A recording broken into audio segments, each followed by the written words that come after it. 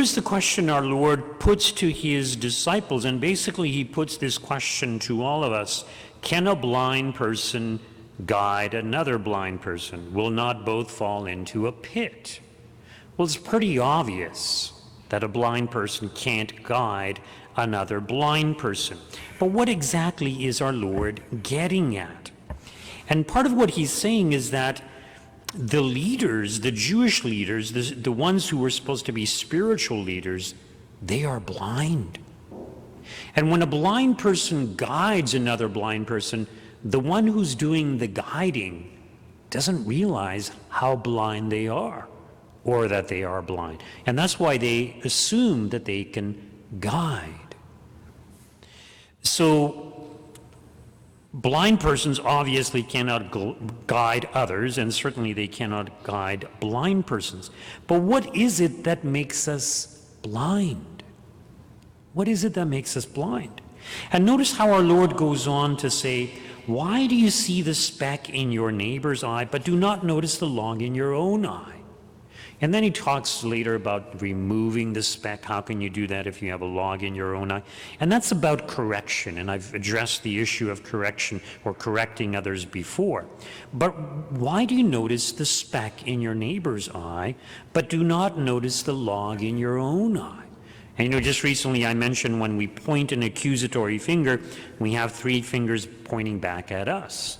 But unfortunately, we are blind to those three fingers pointing back at us. We are blind to the reality that whatever sin we see in others, we possess ourselves in one way or another. But we don't see it. We often don't see it. And so no matter how much people try to tell us that we have this fault or that fault, we're not going to see it because we're blind. Because we're not open to considering the possibility that we might be blind or that we might be wrong. So especially the sin of pride. It's a sin of great deception. We deceive ourselves when we are proud. We tend to look down upon others. And very often we become like the Pharisees. We become nitpicky. A little speck, a little tiny fault, a little error, and we blow up and we make all kinds of accusations, as did the Pharisees towards Christ. Why do your disciples pluck the grain and rub them in their hands and eat them on the Sabbath day?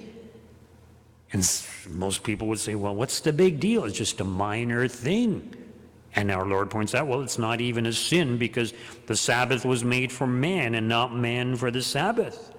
But in their minds, it's a huge sin. Why? Because you're disobeying the commandments of God, to keep holy the Lord's day, to do no work on the Lord's day. So they're blind to the reality of what is really happening. So pride is a sin that we are all prone to, unfortunately. Pride is definitely a sin that blinds us in many ways. But the reality is that every single sin blinds us somewhat in the spiritual life. Every sin, including venial sins. Now, the bigger the sin, the more blinded we become. That's true. And sometimes, as our Lord points out, when he's addressing the Pharisees, he says, you tithe the rue and mint and, the tiniest things, but you overlook the weightier matters of the law. So in other words, they were failing in charity, which was a sin of omission, a huge sin of omission. In other words, it was a big sin, but they didn't see it. They were blind to it. So the reality is that we can all be blind to our own sinfulness. And as I mentioned, the bigger the sin, so in the case of the Pharisees, it was a big sin that they neglected charity. And so it blinded them a lot more. Imagine, here's Christ. Can you imagine yourself living at the time of Christ and saying that he's an imposter, that he's bad, that he's just trying to lead people astray? Like, here he is healing the sick and doing all kinds of miracles and manifesting his tremendous wisdom, escaping every trap they lay for him, casting out demons. And they are so blind to his identity that they want to crucify him. So blind. And no matter what our Lord said to them, they just didn't get it. It went in one ear and out the other. They didn't get it. And very often we're the same way. We don't get it. We don't see our own faults, our own shortcomings. So a good thing to do is to do a daily examination of conscience, to go to confession regularly.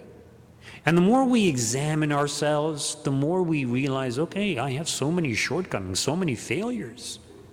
And as time goes on, as we grow in the spiritual life, as I mentioned, as we grow closer to God, we begin to see ourselves as we really are. You know, it's interesting when we look at the lives of the saints considered themselves to be the greatest sinners. The greatest sinners. And when they saw other people, they didn't see sin in other people. They saw other people as being created in the image of Christ.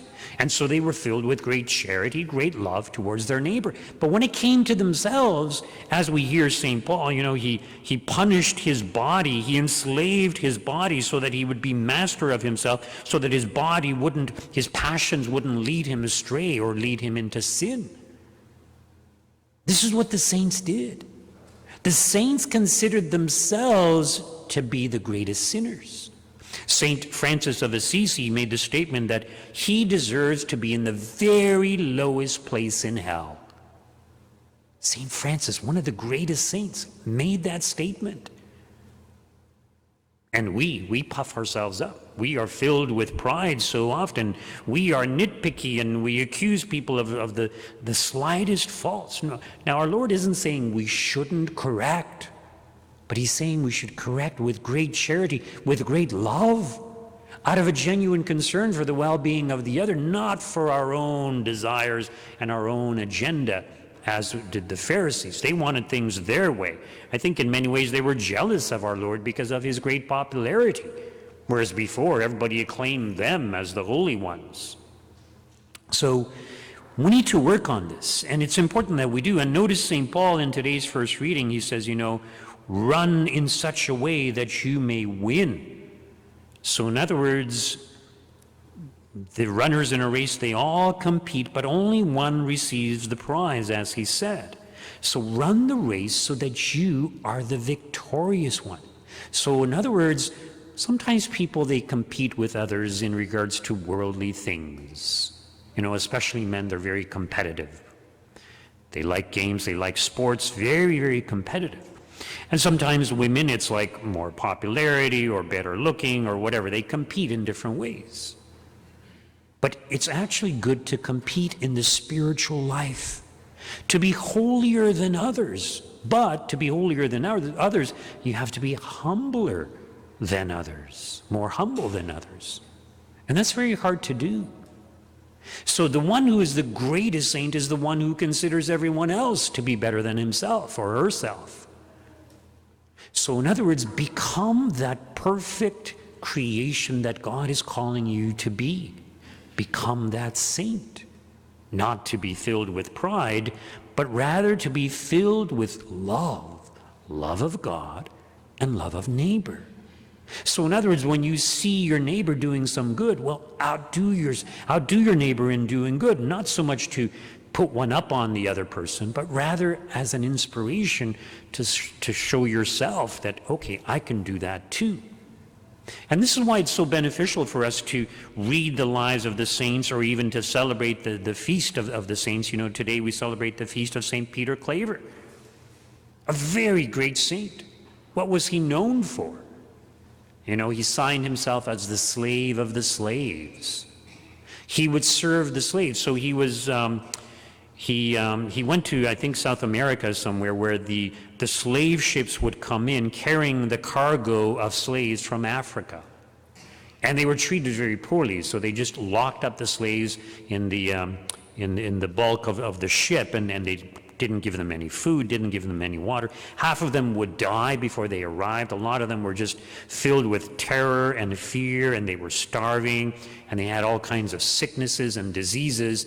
And St. Peter Claver, you know, he wouldn't be able to communicate with them. Eventually he had translators to help him, but he would show his love for these slaves by kissing their wounds.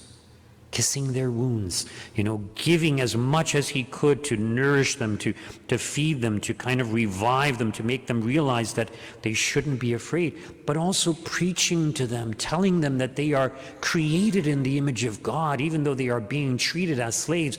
They are valuable in the eyes of God, that Jesus died for them. And St. Peter Claver gave his all in order to serve them. He would risk the disease and everything else because he put them above himself. In other words, he was so humble. He loved them so much that he would do this for them. And it's a great inspiration for us. So we are called to see our neighbor not just as ourselves, but as being greater than ourselves. So in many ways, all of us are blind. We don't see reality as it truly is. And I read a commentary regarding this, and it was pointed out that it's not only in the spiritual life that we become blind when we commit sin, even in regards to just reality. And the example that was given is, think of transgenderism. There's this idea that, well, you're not what you biologically are. You could be whatever you want to be. And like, people just bought into this, and unfortunately little children are very gullible, and now a lot of children believe, oh, I'm a cat, I can be whatever I want to be, and they meow, and they want to be addressed by meows, and crazy stuff. So we can only see reality when we are close to God. We can only see reality as it truly is when we are close to God. We can only see ourselves as we truly are when we draw close to God. And this is what we are all called to do. And it's only by acknowledging who we are and what we are that we can find true happiness, because if we deceive ourselves, no matter how proud we become, no matter how much wealth or power we may have, it's not going to make us happy. Only God can make us happy. The love of God, which we do not deserve. And the fact that we acknowledge that we don't deserve it means that we appreciate it even more. This is what we are called to. Just a brief announcement. As you know, our custodian, Amable, will be leaving us, and his last day with us is Sunday. And someone has been kind enough to create a card that you can sign. If you want to write something to Amable or just to sign it, you're welcome to do that. It's in the foyer of the church. If you want to give him a card on your own, you can do that also.